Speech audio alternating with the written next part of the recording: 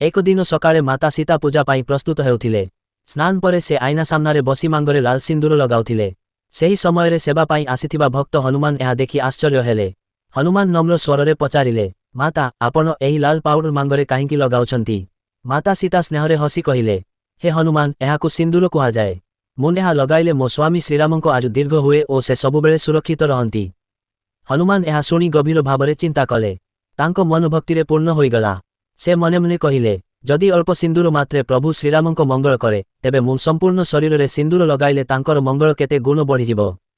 एही भावना सहित हनुमान सिंदूर नहीं संपूर्ण शरीर रे लगाई नेले। मुह, हाथ, पाद, पुछ सबुठी से लाल रंगरे रंगीन होइगले।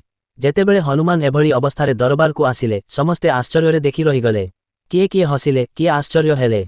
श्रीराम स्नेहरे पचारिले, हे हनुमान तुमे एभली काहींकी होइछ? हनुमान नम्रतारे मुंड नमाई कहिले, प्रभु माता सीता कहिथिले जे सिंदूर लगाइले आपणको आयु बढ़े। तेणु मु संपूर्ण शरीर रे सिंदूर लगाइली जहाद्वारा आपण सदा सुरक्षित और दीर्घायु हुअन्तु।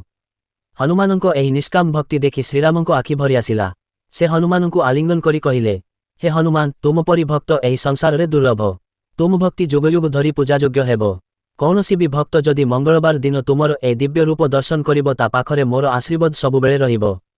सेही दिन ठारू हनुमानंकु सिंदूर लागिथिबा देहरे पूजा करा जाए एवं भक्तमाने सिंदूर चढ़ाई तांकर भक्ति प्रकाश करंती।